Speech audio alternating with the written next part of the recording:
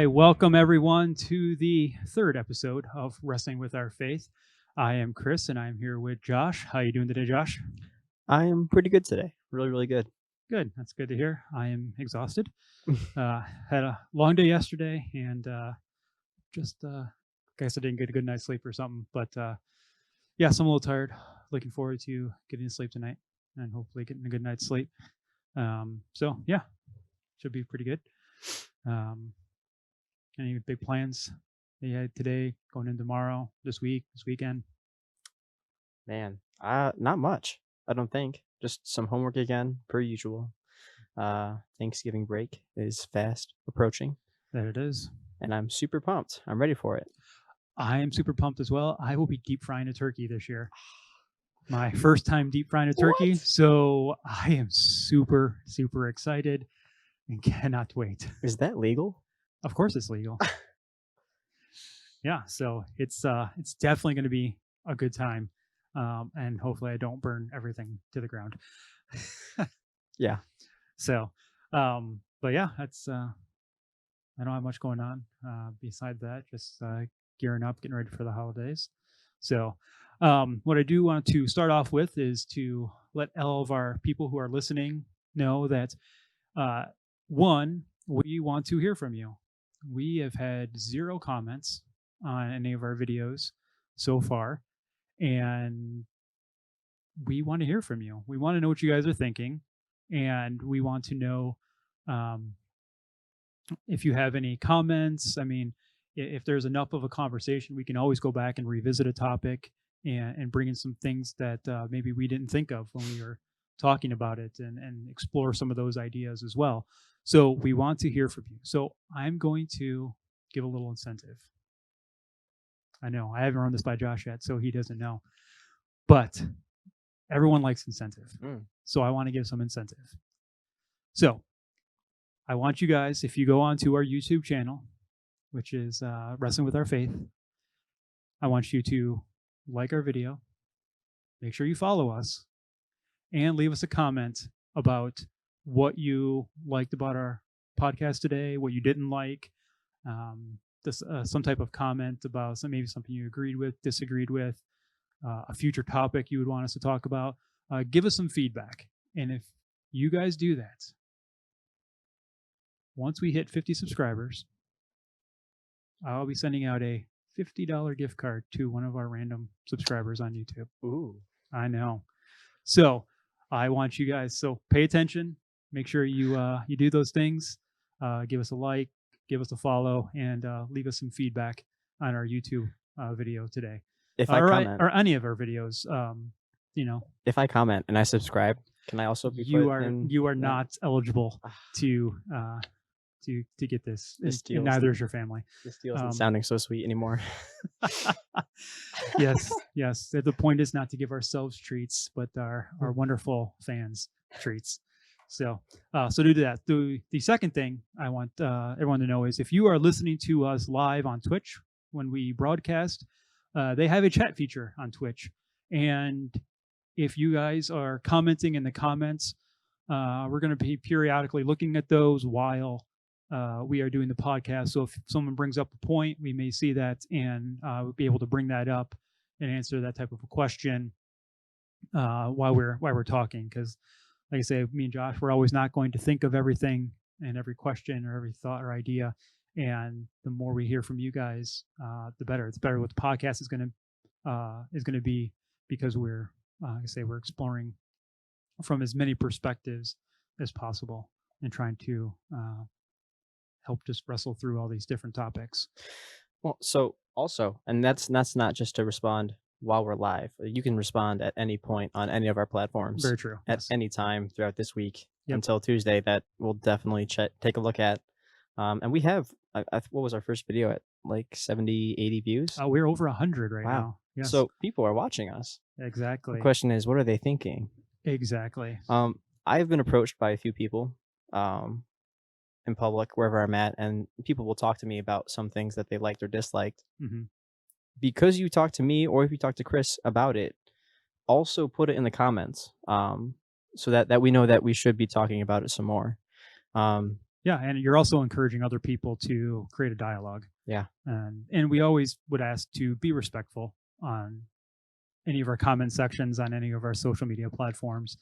Not everyone's going to have the same opinion or the same ideas, but we want to be able to respect those and why we're talking about those, and then bring it back to what is God saying about that stuff. Yeah. All right. So this week we're going to continue a conversation that we kind of ended with last week. Josh brought up the idea of identity, and we kind of got into it a little bit, and we just wanted to really explore that some more this week. So I'm going to pass it over to Josh, and Yeah. we can kind of get into So it. when we ended last time, we had brought up identity. I was more on the side that identity is malleable; it changes as you change. Um, and you were on the table that it is solidified. It is something that God has made for you. Don't know if I'm describing that I would correctly. say that yes, your identity is fixed, but whether you choose to live in that identity or not is your decision. Okay. So God has specifically called you to be um, who you are, who He's called everyone to be. So I'll just bring out my definition, how I view identity, why I'm leaning towards the way that I'm leaning towards, and then Okay. you can tell me your definition, how it comes to you, why you say that it is fixed in the way that Hmm. you say it is. Yeah. So for me, identity is definition as of this moment who I am right now, the things that I do, the things that I participate in, clubs, activities, um, even my nation. I feel like all have a part in my identity, Hmm. um, and those things can change. Hmm. Um, I think what adds girth to identity, I think what makes it important is where you put your identity as far as importance. So if I have one thing that's very important in my life, for example, I'm an American, so for me, patriotism, that's a huge part in my life. That's a huge part of my identity. Okay. Um, the more I put into that part of my identity, uh, the more that's there. Okay. So that's how I view identity. It's constantly changing. It's constantly growing as I'm growing because it is defined by who I am. Hmm. So as long as I am growing, my identity is growing. Okay. Um, how I would say your identity is you get identity comes from God, who God has called you to be. These are things that could never be taken away. So you have certain aspects of your life that are fluid, like things that you've mentioned, your nationality, your whether you're a mother, father, brother, sister, your job. It's those types of things that change, but I would say that they're not part of your identity. Um, and I feel that this is something that is um, I can't I can't think of the word I'm looking for, but I think psychology backs this up because in psychology, you've seen when people have put their identity in something that can be taken away and changed, like it creates a lot of havoc in their life. Because at that point, when that's gone now they don't know who they are anymore. There's this void, this emptiness inside of somebody because they've put so much stock into uh, being these things that can go away at any moment that uh, that I say it leaves that void, and they don't know what to do with that void anymore. It's just this hole where if you're viewing your identity as things that God has ordained in your life from the very beginning, things that can never go away, you can always lean on those things. So no matter what happens in life, no matter how things change, you always have a fixed point that you can lean on because God has said this is who you are, and you can, that's always going to be there. So with that, I feel like what I said still I feel like they can go together Hmm. because what I'm saying is identity is everything that you're about, but what is important to you, what holds the most sway over your identity is what you put stock in. So not that so, I was in a relationship Mhm. for a very, very long time. And I put my identity into that, exactly what you're saying. Right. And when that ended, I was out of it. I Mhm. mean, I was sleeping all the time. I had no motivation to do anything. I was barely passing classes. I felt like the reason for my existence, the reason for living, had disappeared. And I would say that that is a negative effect of me putting my identity into something that couldn't hold. And I Uh, think a lot of people have that problem. right. So And that's where I'm kind of yeah, coming from is when those types of things happen is because that's not who God had created you. That's not how you were created to be. That's an aspect of your life. And when we root ourselves in our identity, um, when those moments come along, we always have something to lean on. so I think it's not so much that identity is a set thing for me, it's what you put your stock into. So because I didn't put my identity into God, into the relationship that him and I had, I put it into something that was earthly, that was bound to fail. That doesn't make it not a part of my identity. That just means I put something above another thing that would have held for me true. And I think that's what a lot of people fail to see as Christians, as non-believers. And I think that's a huge part of society is that when we try to put our identity on something that is built on the sand, Hmm. it's not gonna last. Right. Hence, like if America, we talked about this last time. If Hmm. you're grounded in American culture, you're an American, and America falls. Hmm. Um, that doesn't, for me, like you're no longer an American when it falls. Like, you've lost a huge part of your identity. I think that is true because I mean, for me, identity changes. So it's possible to lose a part of something that you held on to so strongly. So for Hmm. me, identity is well, to participate correctly in having an identity Hmm. and acknowledging what it is. You have to root it in something that you know will last an eternity, something that will not ever fail you. Right. So not that identity is changeable, it's that what you need to put your identity in should not be changeable. Hmm. And I would say, using that example, that um, if you say you're American and you lose that, and you've lost that sense of who you are, if you think that's part of your identity, my counter would be to that God has said that you are a child of God and a citizen of heaven. Now, whether we choose to live that in our life and choose to follow God, that's always going to be the case, no matter what. Um, Whether we choose to follow God or not, we are always have the opportunity, like we've been from the very beginning, given the opportunity and always have that opportunity to be a child of God and be a citizen of heaven. So if we live in that mindset and live in what our identity is, then if something comes along where you live in America and you're in American culture and America goes away, you're still living in the fact that, well, yes, this part of my life is changing, and doesn't mean it's going to be comfortable or anything like that, but you always have that post to lean on, that, but I'm not destined for this country. Like, I'm a child of God, I'm a citizen of heaven, I'm only here for a time because this is who God's called me to be, and this is where my life is headed.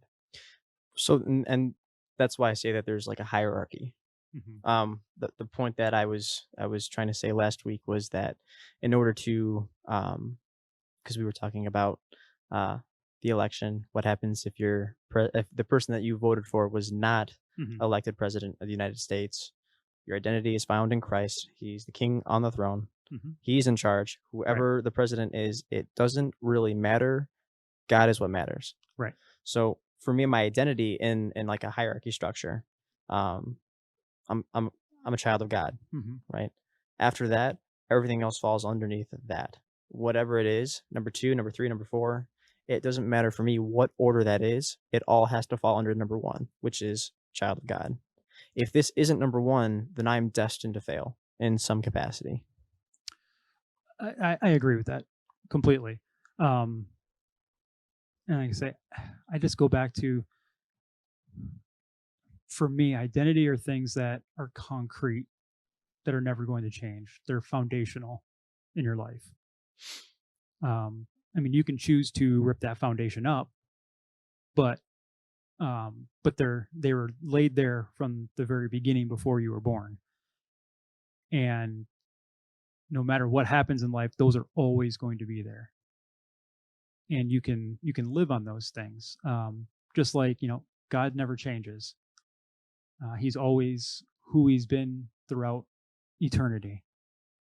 Um, and because of that, he's laid foundational pieces in our lives that we can choose to build our life upon, or we can choose not to. And you'd mentioned, like, I don't know if it was before we were off recording or not, but the you build all your house on the sand or on solid ground. And I feel that when we're building our house on sand, thinking that our identity is wrapped up in these things that are temporary. Um, they're only going to be here for a time period. So when those things go away, now that there's nothing there in the foundation to keep and hold things up. But our identity is like that solid foundation. It's built on that solid ground, and no matter what happens in life, it's nothing's going to be able to shake that foundation. There was this book, this excerpt from an artist that I read. I'm gonna have to go find it, and give you the link to it. It talks about how this lady in American culture went through a circumstance where her identity was shaken. Everything that she felt like she was about, she thought was important. She held it to a very, very high standard. Mm-hmm. And God had, in a vision, shown her that when we go to heaven, on our path to heaven, everything that defines us that is not by God is going to be burned away when we get there. So this could be your race. Mm-hmm. This could be your culture, your nation, whatever it is. When we get to heaven, none of that is going to matter. All of it is going to be burned away. Right. And the only thing that's going to be left is you, the child of God. Mm-hmm. And so for me, it's because I am an American. I am here. I have those are parts of who I am. I would consider them a part of my identity. The only thing that I have that I think that you and I are really strongly agreeing on is that does not hold to God's standard. Mm-hmm. That won't be there in the end. It may be who you are right now. Don't put your importance into that, because that's not going to last. Right. And I think that's, maybe I just haven't explained it well. I think when you put your stock in those things that I would consider not part of your identity, I think that it can shake your faith and cause you to walk away from your faith. I agree. Because they're not, like I say, if you're living under these concrete foundational things that God has called and God has said, this is who you are, then no matter what comes along, it's not going to shake your faith. Mm-hmm. It's it's like I say, it's not going to be comfortable. It's not always going to be fun times and all that. There could be pain and all of that, but you're going to get through it because you're leaning on those foundational things of who God has called you to be. Mm-hmm. You are a child of God. You are I can't think of any at the moment, which is just terrible. But I remember I used to have this list. It's called an I am list, and there were all things backed by Scripture of who you were. None of those things could ever be taken away. They were all foundational type stuff. And like I say, when we put our stock in those other things, they can draw us away from God, mm-hmm. because they're taking our focus away from what I would feel is who we really are. Yeah, absolutely. Mm-hmm. To me, it's if God is important, if that's it, it makes it so much easier when other things change in your life that would be radical in someone else's. Mm-hmm. If God is in that first slot, if he's number one, Mhm. If your faith, your relationship with Him is number one, when everything else changes, it doesn't mean as much because your faith isn't put into that.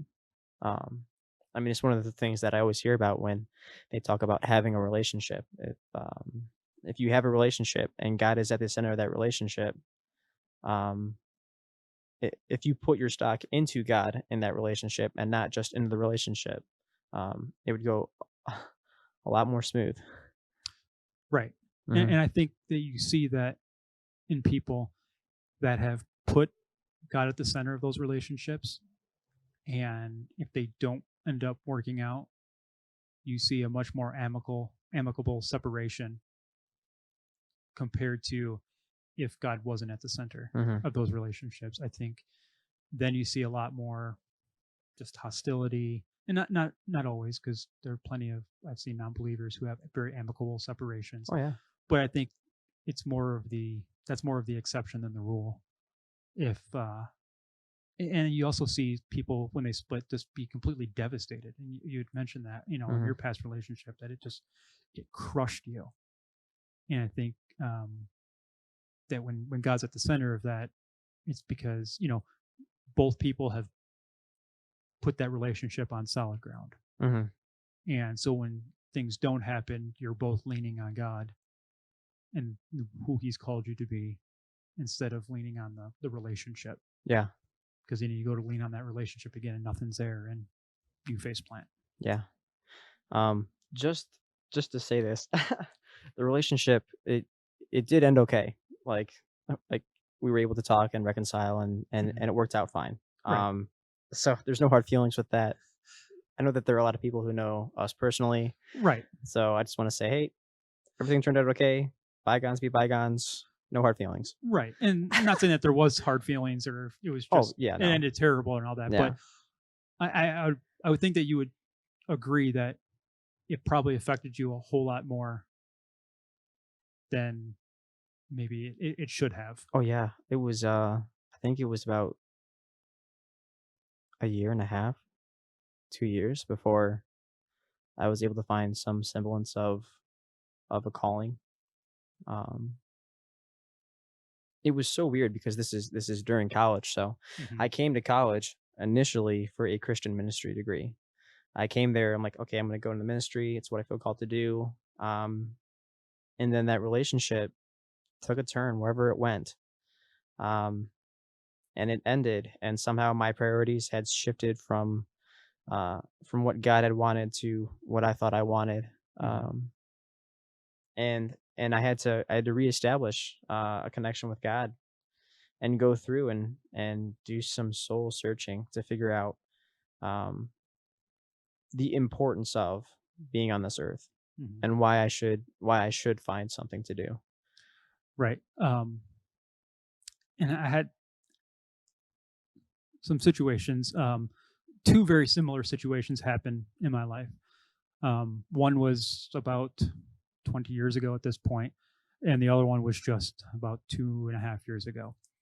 Um, so the first one was I had a guy who I was close friends with. He was kind of like a mentor role when I was growing up in the teen group, and so as I got older, became an adult, um, it was kind of like a brother relationship. We just were like brothers. We're very close, and um, he had decided to make some decisions that weren't very good decisions, and he didn't want to deal with the consequences of those decisions.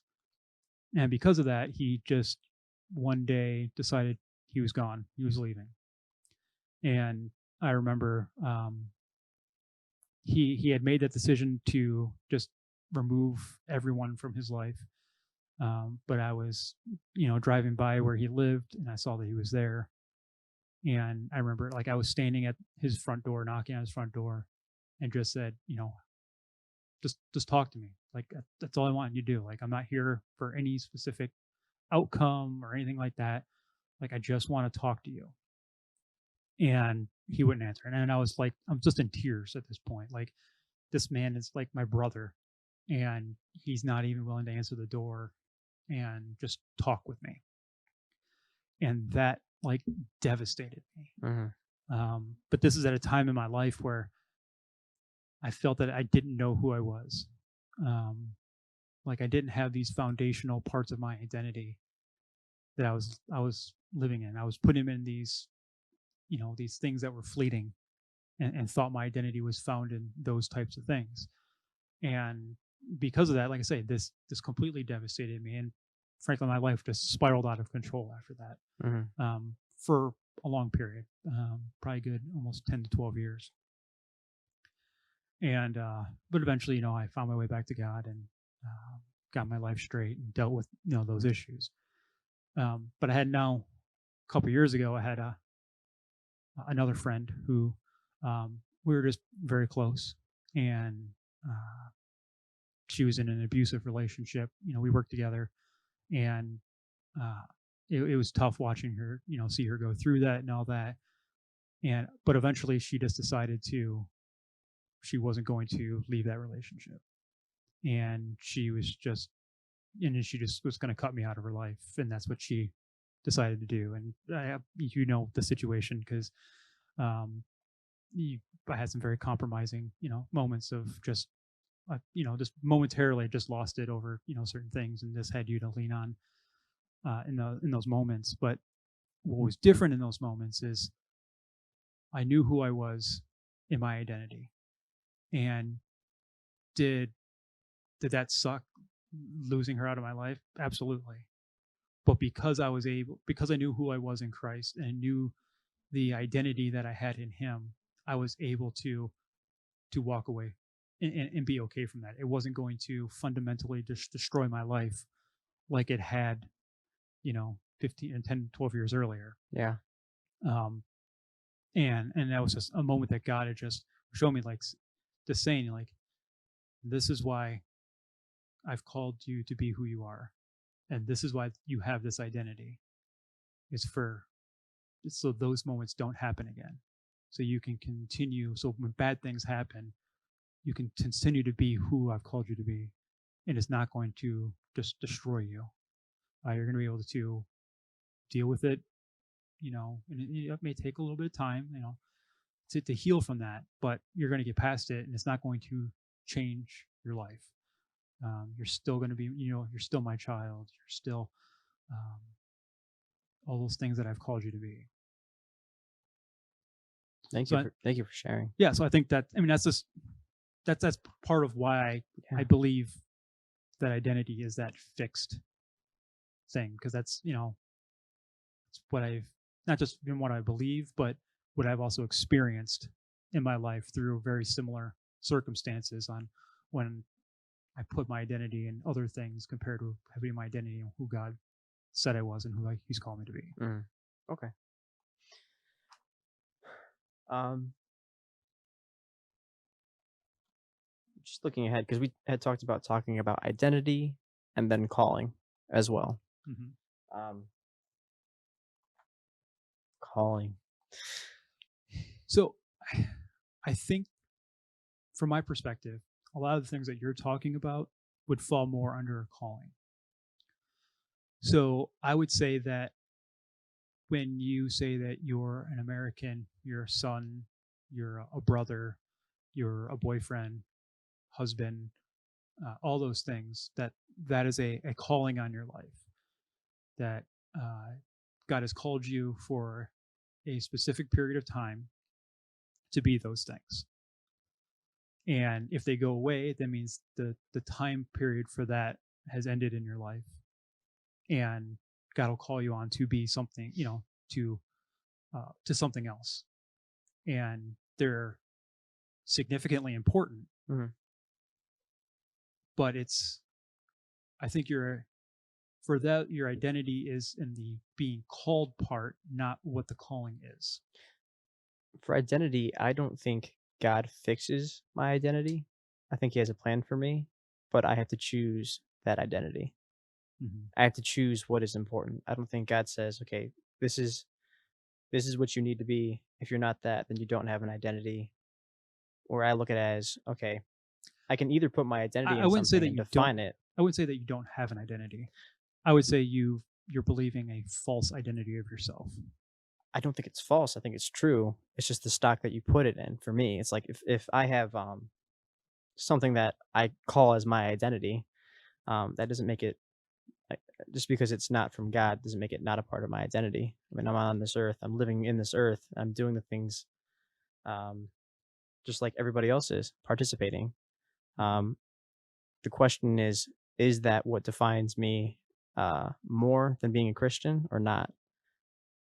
I feel like calling is similar. I think it's a similar topic, but I don't think that God fixes my identity. And if I don't reach that, then then I've somehow uh, not able to acquire my identity.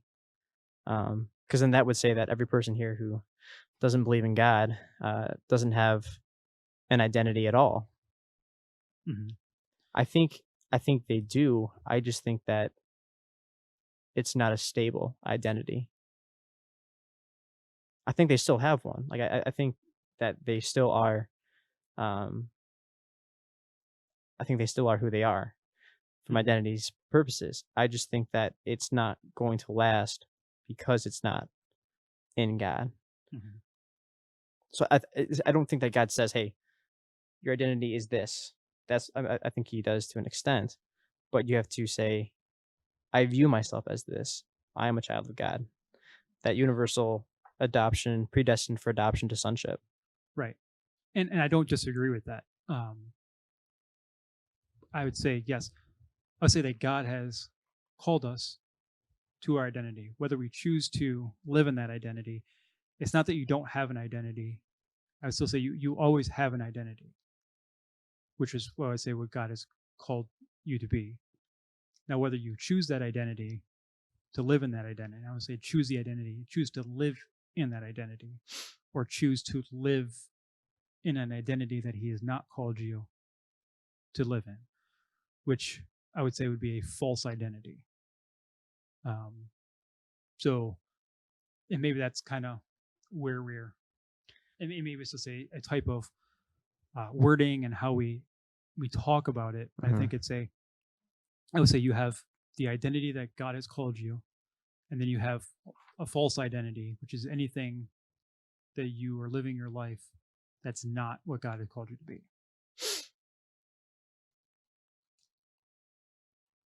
And those things aren't necessarily bad or wrong things. It's just putting your stock into something more than what God has said.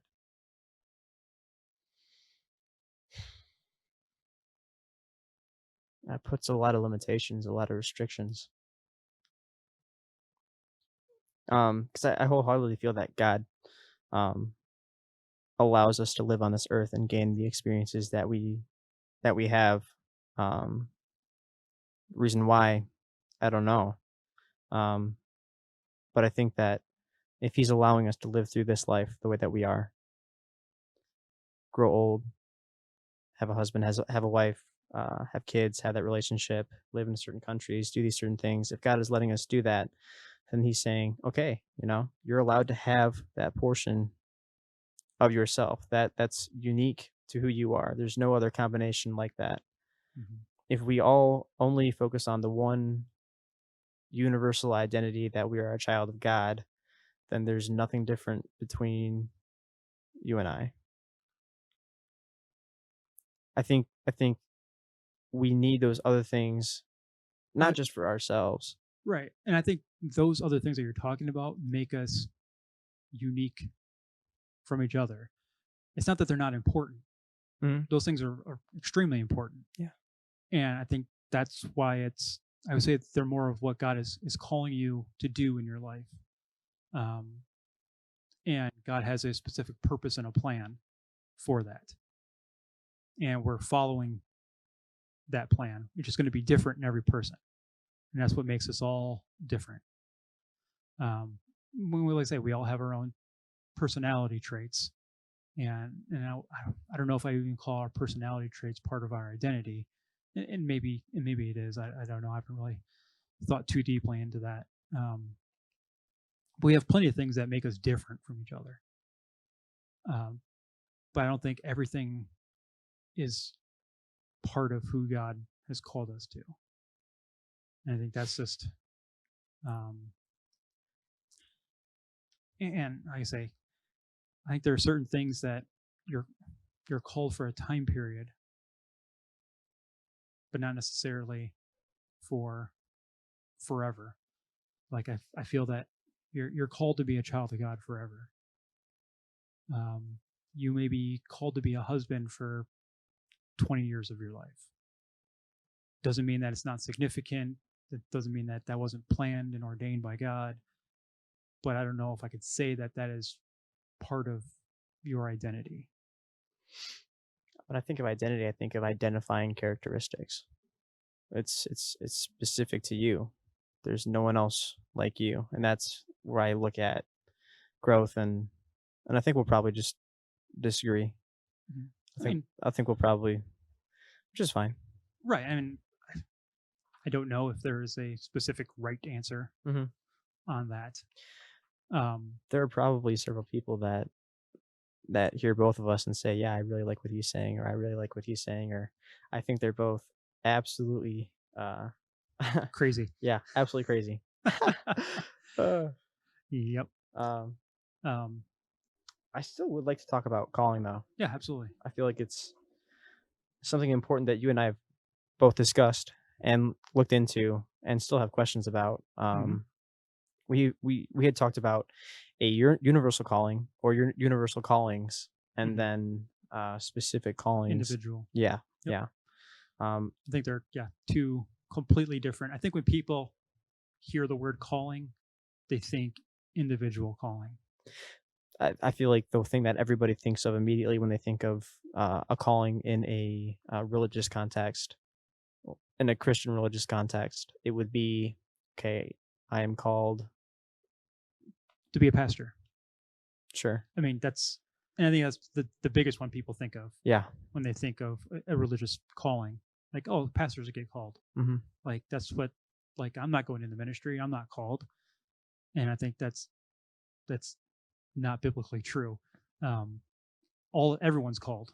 hmm I think there are, like I say, there are universal callings that I think every person is called to do. We talked about them earlier. The Great Commandment.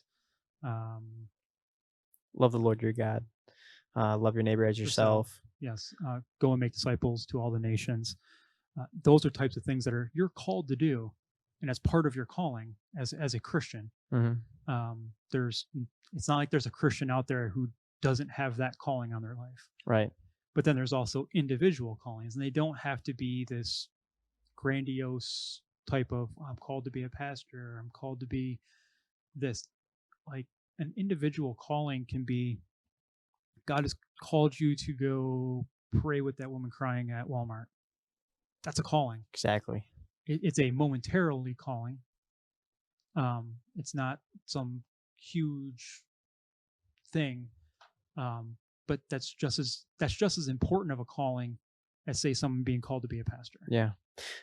Another universal calling that's really stuck with me. A lot of the things that I talk about and that I speak about, I usually heard it in a class or it was discussed to an extent. Um, one of them being, and I never even thought about this, but it was about the Lord's Prayer, bringing heaven on earth just as it is in heaven.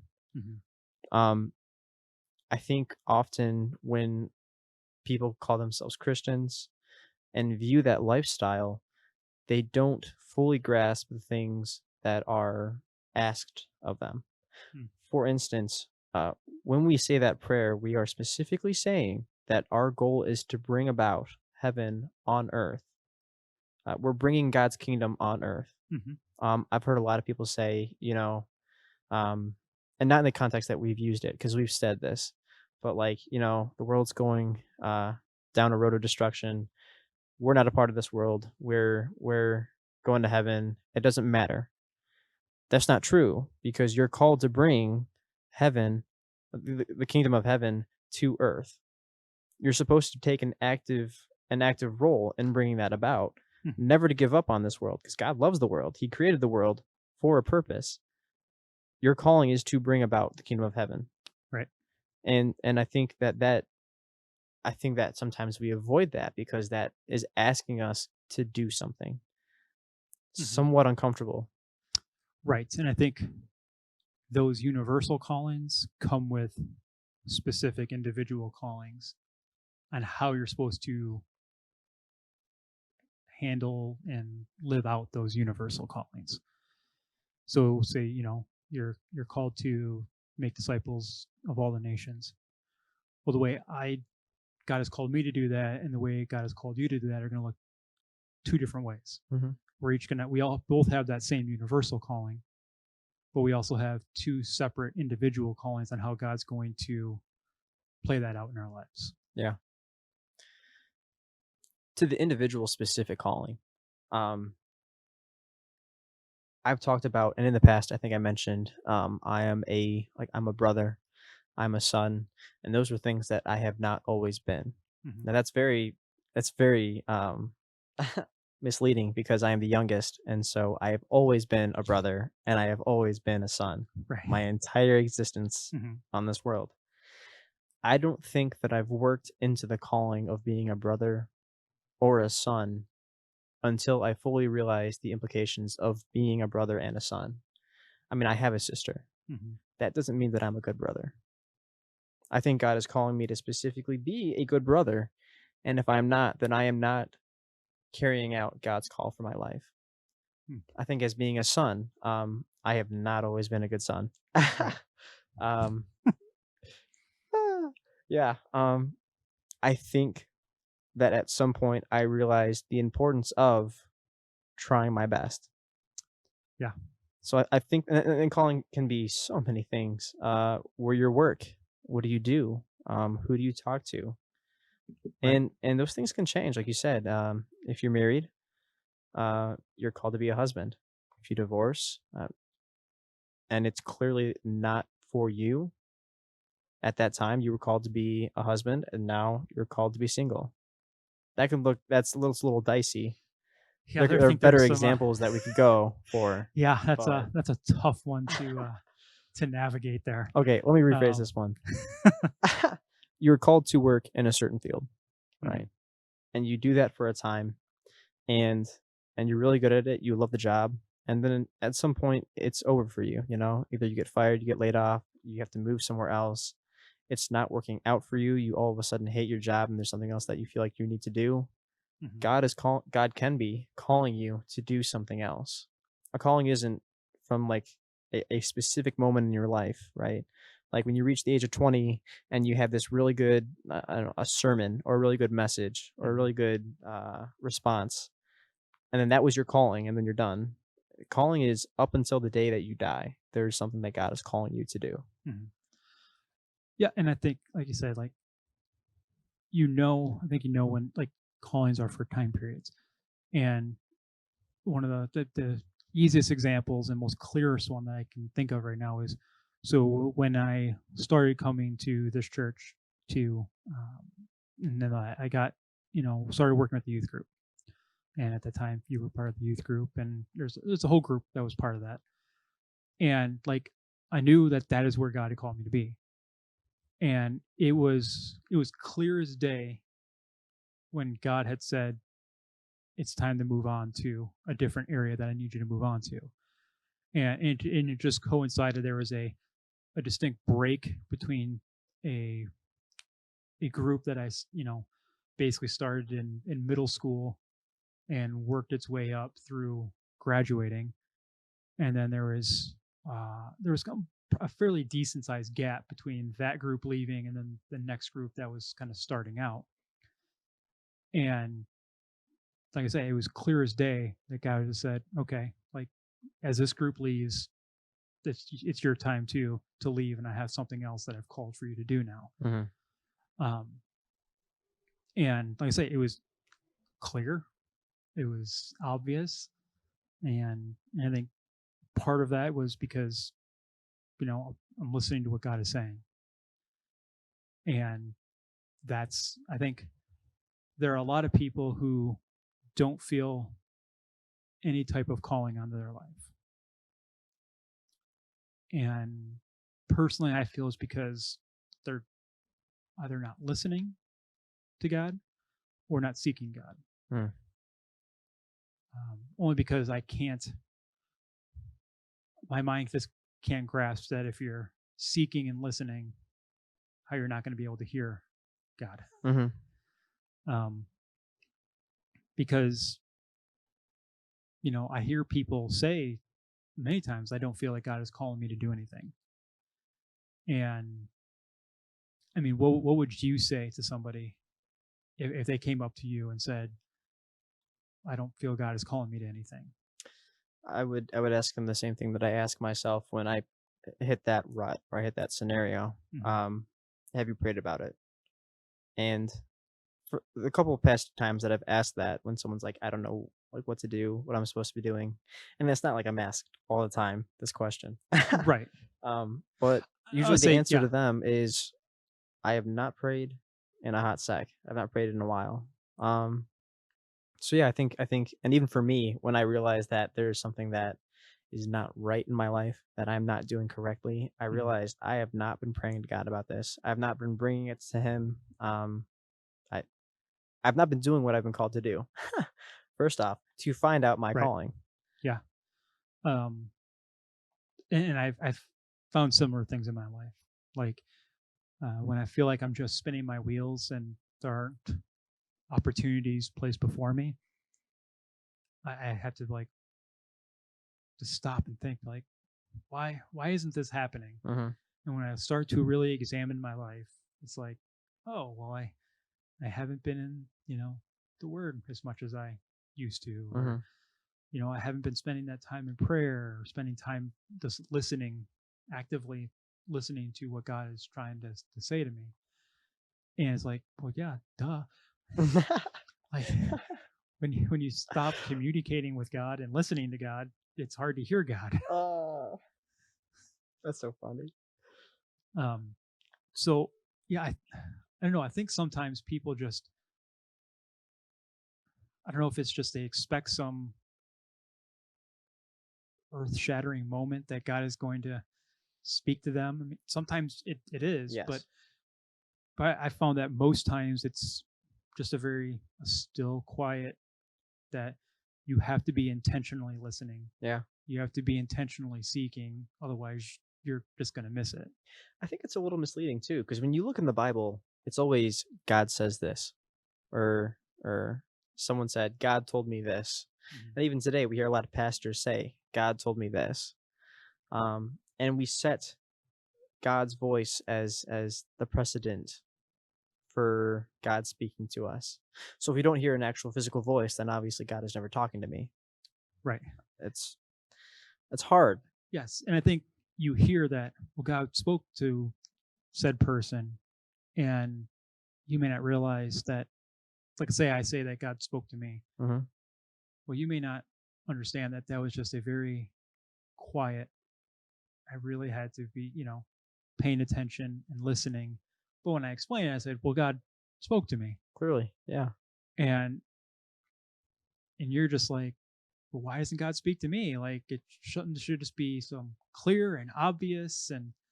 Um and I think that even in the still quietness of his calling and speaking to you, he confirms everything. Yeah. And if you are, like I say, if you're continually seeking and listening, you're going to hear and you're going to see it confirmed in his word through other people that God has brought into your life to confirm those things. Um, and I've seen God do some of that in crazy different ways where somebody is not even necessarily speaking about what you're, and I've had this in sermons before where a pastor's preaching on something that has nothing to do with what God is speaking to me about, but he says something and it's just clear as day a confirmation Hmm. of what he was telling me. Yeah. And it's like, got it. And I say, which is why um, I always I always hear people say, and it's a little bit off topic, but when people say, well, I really don't like the way so and so preaches or this person, preaches or anything like that. And I'm like I understand that. Like you obviously have stylistic preferences and stuff like that. But I've had some of the times that God has spoken to me the most is through people who I don't really necessarily care for their preaching. Hmm. But in the midst of that, because I'm still, even though I don't necessarily care for that preaching style or whatever, I'm still intentional in listening to what God is trying to get across. Mm-hmm. And God seems to, especially in those moments, those are the types of moments that He always speaks to me. But you have to take that intentionality into that. Like, God's always going to be moving. It's not always going to be in the ways and avenues that we want. Yeah. Or that we expect. Yeah, I think so if you are looking for God's call, if you're looking for God to call you to something specifically, it's possible He already is.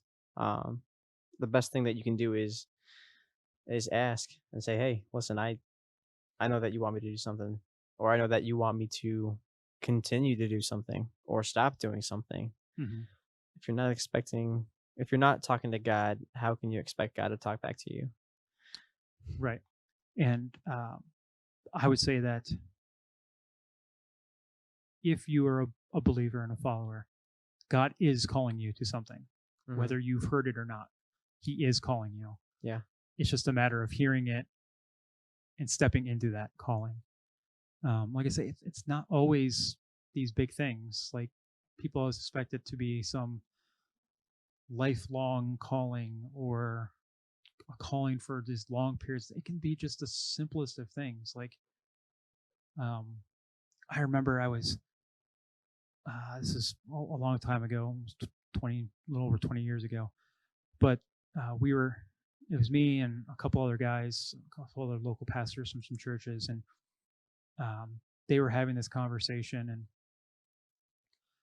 like, God, like clear as day, God said, "I want you to say this right now," and I didn't, because at that point I was young. I'm sitting around three other pastors who I didn't personally feel that I had the authority to say something like, like that. But so I chose not to say it and to stay quiet. And afterward, God's like, "I called you to say that. There is something that the specific person needed to hear, and I called you to say that." And at that point, like, I had to go back and just found the guy, just went over to his church and was like, I'm like, "I apologize. God had told me to say this during our conversation at the meal we were having, and I didn't, but I want to come and do that now." And and I told him, and again, but at that point, like, it wasn't on me then to see it through. Like, it was just God called me to say it. I didn't do it when I was supposed to, but His grace allowed me a second opportunity Mm-hmm. to go and say it, and I said it. And whatever happened, I have no idea. A little Jonah tale. But He may have took it to heart. He may not have taken it to heart. I don't know. Mm-hmm. But that's not on me. Like I say, your calling isn't. You're not. It's not on you when you fulfill your call to know what the final results are. Right. I think sometimes people want to see the final results, and if they can't see the final results or know the final results, it just maybe discourages them. Mm-hmm. So maybe they're not paying attention to what God is calling them to the next time. We talked about this. We talked about it. I think we either talked about it last week or the week before. How I think you said there were 3 different ways. A pastor, a friend of yours, said that whenever he went into a church. Yeah, he's an evangelist, and he said, he's there to either plant seeds, to water, or to reap the harvest. Everybody wants to reap the harvest. And everyone wants to reap that harvest. Yeah. It's the most fun part. Everyone would admit that. Mm-hmm. Anybody who's been part of a harvest reaping will just say that's the best part. But you don't get to a harvest reaping if you don't have people planting seeds. Mm-hmm. You don't get to a harvest reaping if somebody is not watering the plants. You can say that those things are just as, if not more important, than just as important as reaping the harvest. I think sometimes reaping the harvest is the easiest part because everything's ready to go at that point. Yeah. And like I say, planting the seeds and watering, those are sometimes some of the hardest things because they're not easy situations to be in. Mm-hmm. You may be planting a seed in someone who is completely turned off from the idea of God, who doesn't whose outward actions, are just, excuse me, um, they want nothing to do with you. They want nothing to do with you having to say, but you're listening to what God is telling you to say, and you say those things, and just planted that seed. Even though it may look like a train wreck through that altercation, but if you're listening to God and you are saying the things that you know that He has called you to say, it's probably one of those seed planting moments that someone else will come along and water that seed. Someone else might have to come up and plant that seed if you don't. I think I said this the second week as well, how one of my biggest fears is having God call me to do something Mm-hmm. and I don't do it. God will call somebody else to take my place and do that of which I did not do. Right. I fully believe that God has a plan and his plan will be carried out regardless of my level of participation. The position is open for me to participate. Mm-hmm. Like, he's definitely very happy Right. when I do participate. Yeah. But God does not need me to carry out his plan. Mm-hmm. I need him if I want to be in his plan at all. Right. So, yeah. Yeah. Calling. Yeah, I say, yeah, everyone's called, and it's just a matter of hearing that calling and stepping into it. Even if you don't feel adequate, you don't feel that you have what it takes. I mean, if you read your Bible and look at the most inadequate people that God called to advance His kingdom, like, He didn't choose the people who are perfect for what the Word would think would be perfect for that position. Mm-hmm. He chose who He thought was perfect, or He said is perfect for that. People who He created for specific moments throughout history. Mm-hmm. And I say God's created that specific moment, those specific moments for you, and He's just waiting for you to step into those. So yeah. But I think that was it's a pretty good conversation today. I think so too. I think we'll end it there. Those will be, we pretty much hit everywhere we wanted to go with those. I agree. So yeah, so that'll be it for today. We are working through a schedule of topics we're going to be talking about, and I'll try to post that to our social media so you guys will have some things to look forward to in the coming weeks instead of just kind of showing up not knowing what we're going to be talking about. This will give everyone an idea of what to look forward to, so that can kind of give you an opportunity to do some research yourself, or think about things. And if you want to join us in on our Twitch live stream, you can do that, and you can have questions, and we can talk about that. And well, speaking of Twitch, do we have anybody on Twitch who has any questions? Crickets. Nothing. Wow. Thanks, guys. No, I'm joking. So you were just given that call today. So there's one calling. I don't know if it's a call from God, but it's a call from me. So like I say, yeah, we'll try to get a schedule out, at least maybe through the end of the year, so you guys can know what we're going to be talking about. But just remember to go on our social media accounts, and I'll put those up here on the screen. And so again, you can catch us live on Twitch. It's around 6 o'clock every Tuesday. I know we were a little late getting started this week, but it'll be around there. Hopefully we're gonna try to stick to as close to 6 as possible. You can catch us on twitch.tv/wrestling with our faith. And then you can catch us on our YouTube channel, Wrestling with Our Faith, and we usually will upload our episode about an hour and a half after we are done recording. And then you can follow us on Instagram at Wrestling with Our Faith, Twitter at WrestlingR, and we also have our Patreon account, Wrestling with Our Faith, that also has some bonus content that you guys don't get to see on the podcast. So I encourage you to go check us out on all those streams, and I say give us some likes, some hearts, some comments, And again, I remind everyone, go to our YouTube channel, give us a like, give us a follow, and comment on our on one of our videos, and let us know what you think, thoughts you have, things you liked, you didn't like, you agreed with, you didn't agree with, or a future topic that you would want to talk about. And when we have we get up to 50 subscribers, those who have given us a like, a follow, and have left us a comment, you will be entered in to be randomly chosen for a $50 gift card to I don't know yet. I haven't figured that out.